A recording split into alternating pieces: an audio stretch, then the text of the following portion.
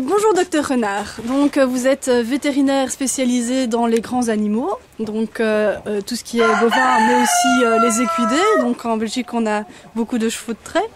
Est-ce qu'il y a une grande différence entre le métier de vétérinaire, je dirais classique citadin, donc petits animaux et grands animaux, et surtout qu'est-ce que vous êtes amené à faire le plus? Mais la différence entre citadins, grands et petits animaux est surtout une question de poids et d'amour du métier. Ce n'est pas du tout la même chose que de soigner les animaux de rente ou loup que le canari et le petit chien, ou voir le petit chat.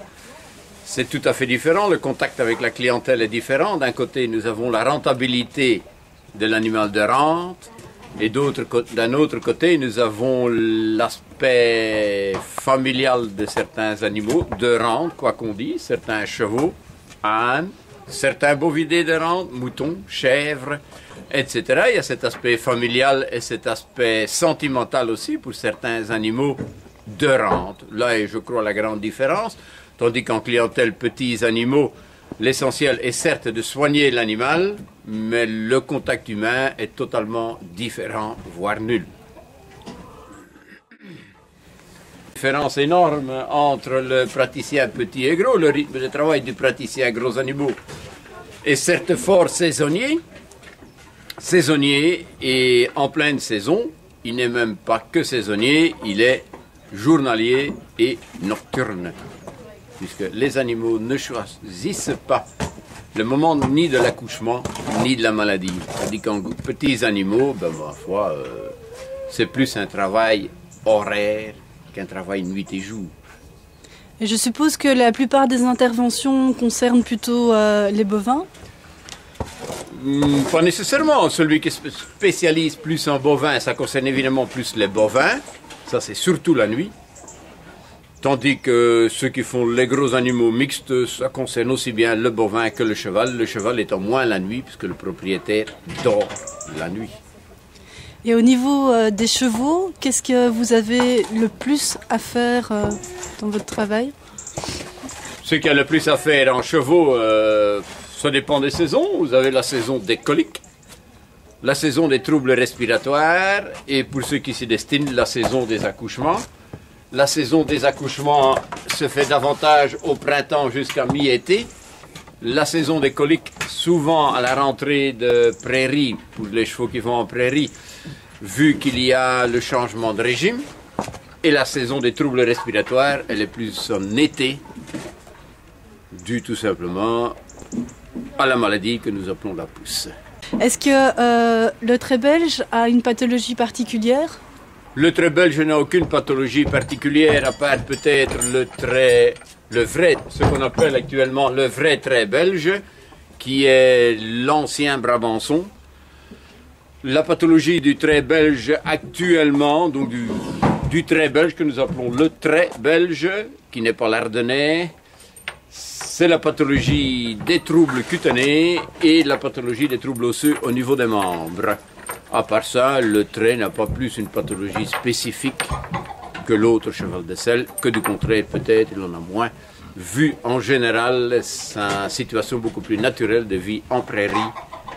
Alors, qu'est-ce qu'on a comme trait en Belgique? En Belgique, on avait plusieurs sortes de traits, particulièrement le trait flamand qui est disparu vers les années 1900. Vous aviez le colosse de Termonde, le trait ardennais qu'on a mélangé un moment avec le trait Brabançon, jusqu'au moment où on a séparé les deux en trait ardennais et en trait belge. Ce sont actuellement les deux races restantes de Belgique. La race primordiale en Belgique jusqu'à les années 1900 était le trait flamand, qui avait comme caractéristique d'être alezan avec une longue balzane, avec 4 balzanes et une longue liste. Ce trait a tout doucement disparu, a servi à la fabrication du trait Brabançon.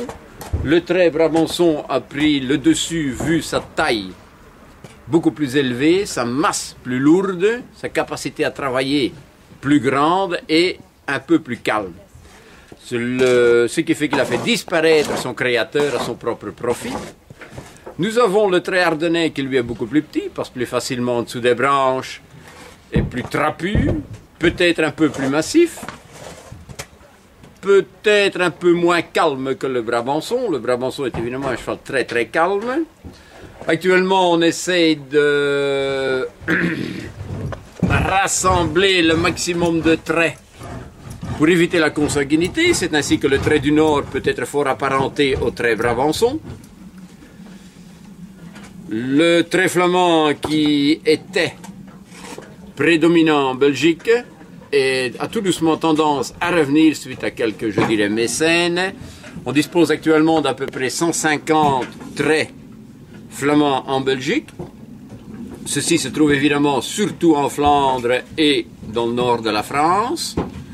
C'est le cheval qui a le plus grand studbook aux États-Unis. Tout paradoxal que ça puisse paraître, c'est le cheval des Amish, où là on cultive encore la terre de façon plus ou moins écologique. Le meilleur rapport rentabilité, économie et manque de pollution, etc., etc., est le travail du cheval, ce qui n'empêche l'évolution du monde.